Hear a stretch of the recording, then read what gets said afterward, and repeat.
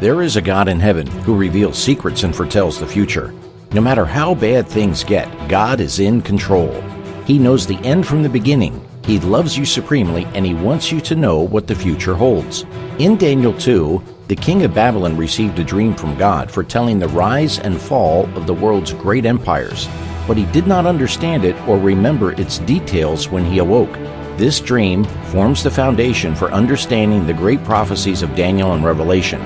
That's why God sent Daniel to explain the king's dream, so we too may know its meaning.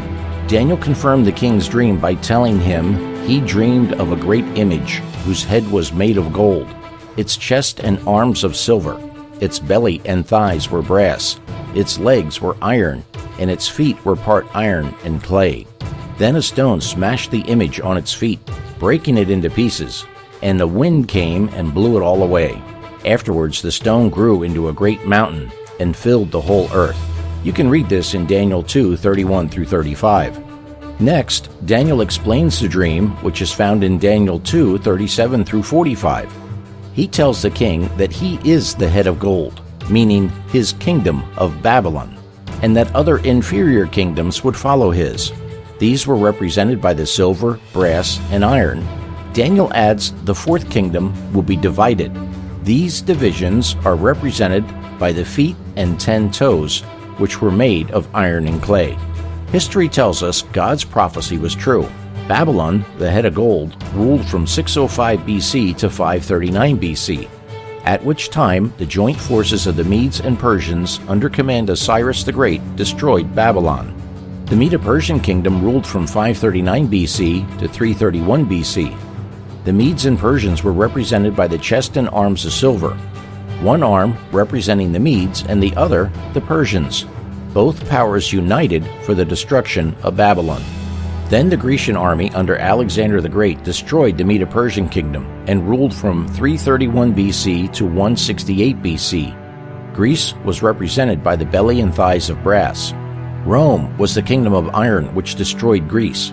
Rome ruled with its cruel iron weapons from 168 BC to 476 AD. The Roman imperial capital, or its center of power, was originally located in Rome.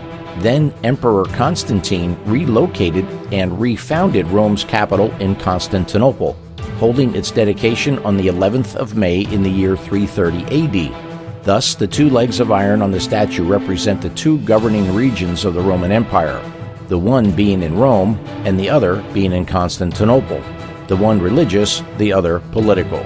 When Rome fell, it was divided by 10 separate barbaric nations, which could never again unite into one kingdom and rule the world as the prior nations did.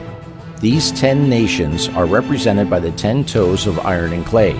They eventually became the nations of Europe as we know them today. We are now living in the time period of the toes within this prophecy of Daniel chapter 2. It's during this time period that the powers of church and state become mingled. This is represented by the mingling of the iron and clay. Please note that the strength of the iron continues from the legs into the feet and toes. The Iron Kingdom of Rome was a cruel, persecuting power. The mingling of church, represented by the clay, with the state, represented by the iron, will bring persecution upon God's people as the church uses the power of the state to enforce its decrees. This is exactly what happened during the Dark Ages that followed the fall of the Roman Empire. Finally, by reading Daniel 2:44 and 45, we clearly see the stone which smashed the image on its feet represents the coming kingdom of God, or the second coming of Jesus. The prophecy says that in the days of these kings, or during the days of the toes, the days we are now living in, God will return and set up His kingdom. Isn't that exciting? This means the next great event to happen within the prophecy of Daniel 2 is the second coming of Jesus. Since the Bible has accurately predicted these events over the course of 2,600 years, you can be sure the Bible is a book that can be trusted, and you can know that God is still in control. Please remember this information because it provides the framework of time for which many of the other prophecies are built. I encourage you to draw close to Jesus every day through your own personal prayer time and Bible study. May God be with you. To learn more, email stmedia.co@gmail.com with your name and address for the free book, The Great Controversy Between Christ and Satan. Available within the continental United States while supplies last. Outside the continental U.S., we'll send you the book in PDF format. So please email us today with your name and address, and we'll send you this free book, The Great Controversy, Past, Present, and Future. That address again is stmedia.co@gmail.com. May God bless you as you seek to learn and follow His will for your life as found in the Holy Bible. One final note, please do not request this book if you already have a copy in your home. Thank you, and God bless you.